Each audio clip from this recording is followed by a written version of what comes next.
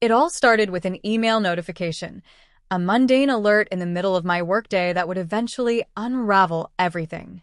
I stared at the words on my laptop screen, blinking as if they might disappear if I looked away long enough.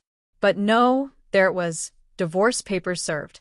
My name is Eleanor Carter, or at least it had been until recently, and at 35 years old, I never expected to be sitting across from divorce attorneys while finalizing the sale of my tech startup for $800,000.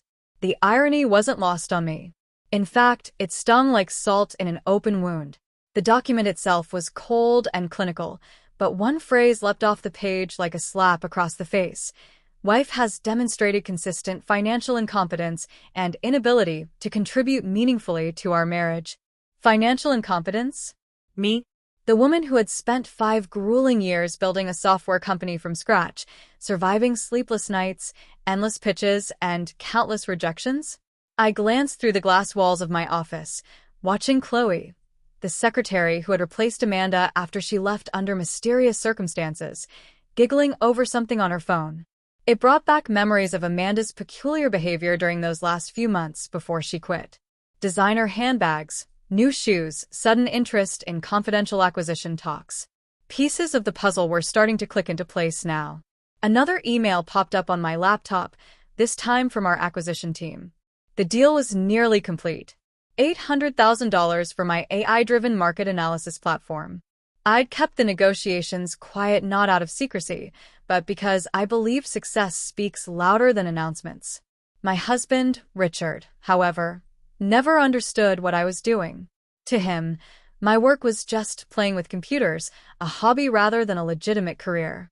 He dismissed it as such even as we gained clients and recognition within the tech industry. Your little project, he used to call it. Now, here I sat, staring at divorce papers accusing me of being financially useless. Meanwhile, unbeknownst to Richard, I was about to become significantly wealthier.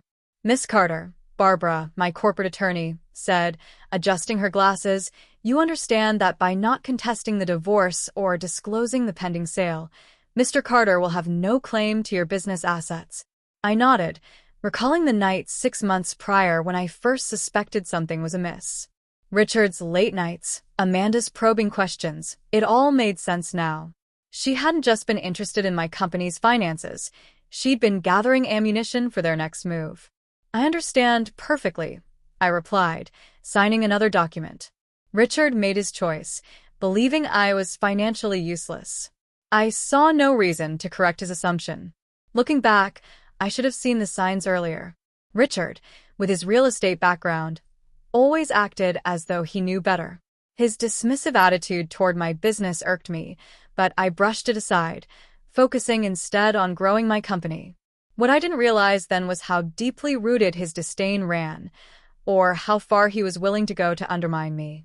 6 months ago, things began to shift subtly. Richard started working late more often, claiming he needed to close deals or meet clients. Around the same time, Amanda became unusually curious about our company's valuation methods and investor contacts. At first, I chalked it up to harmless curiosity, perhaps even ambition. After all, she was young and eager to learn. But when she began asking questions that seemed too specific, questions only someone trying to extract sensitive information would ask, I grew suspicious. That's when I hired a private investigator, not out of jealousy, but to protect my intellectual property. The photos they provided confirmed my worst fears. Richard and Amanda weren't just colleagues grabbing lunch. They were conspiring behind my back. Still, I couldn't prove anything concrete. And honestly, at the time, I wasn't sure I cared enough to confront them. My focus remained on closing the acquisition deal. But life has a funny way of forcing your hand. 3 days later, I found myself seated in a sleek downtown Palo Alto law firm, signing documents that finalized both my divorce and the sale of my company. The timing felt almost poetic, closing one chapter of my life while simultaneously opening another. As I signed away my failed marriage with one hand, I secured my future with the other. Miss Carter, Barbara, my corporate attorney, said, adjusting her glasses, you understand that by not contesting the divorce or disclosing the pending sale, Mr. Carter will have no claim to your business assets. I nodded, recalling the night 6 months prior when I first suspected something was amiss. Richard's late nights, Amanda's probing questions, it all made sense now. She hadn't just been interested in my company's finances. She'd been gathering ammunition for their next move. That's interesting, I replied calmly, taking a sip of champagne. I'm sure they know what they're doing. Later that evening, as I packed at my office, I came across an old photo of Richard and me at a company Christmas party. He was looking at his phone as usual, while I was discussing a new project with our developers. It seemed fitting now. He had never really been present in my world, always searching for something better, something faster. I dropped the photo in the recycling bin and picked up my laptop. Tomorrow, we'd begin the integration process with our acquiring company. I had a 3-year contract to continue leading my team, developing our technology further with the resources of a major tech firm behind us. As I drove home to my new condo in the hills, where I poured myself a glass of wine and watched the sunset over Silicon Valley, I thought about Richard and Amanda. Sometimes, success isn't about getting even. It's about moving forward and letting others face the consequences of their own choices. 2 months after the acquisition closed, the cracks in Richard and Amanda's scheme began to show. By then, I was deep into meetings about expanding our AI platform when Lisa, my former assistant from accounting, called. Have you seen the news? She asked without preamble. No, why? Richard's real estate office just announced its closure.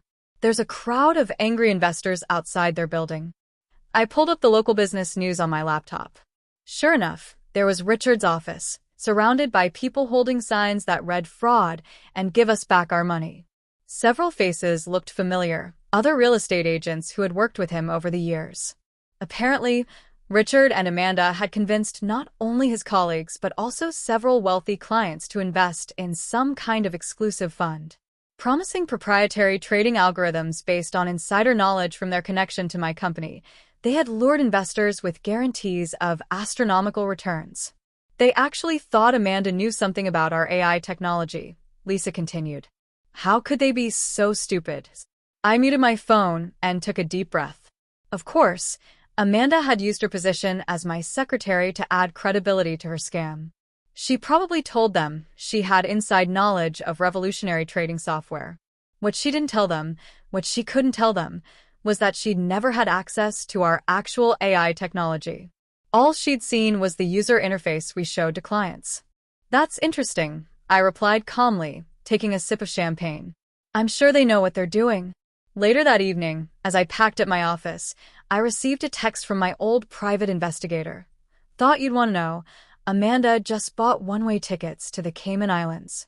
Solo traveler. I didn't respond. Instead, I turned off my phone and drove home to my new condo in the hills, where I poured myself a glass of wine and watched the sunset over Silicon Valley. Sometimes, success isn't about getting even. It's about moving forward and letting others face the consequences of their own choices. Over the next few weeks, the truth came tumbling out. Richard and Amanda's investment scheme unraveled spectacularly. Investors discovered that the proprietary trading algorithms were nothing more than fabricated reports cobbled together from snippets of our actual AI technology. When authorities froze their accounts, Amanda disappeared, leaving Richard to take the fall.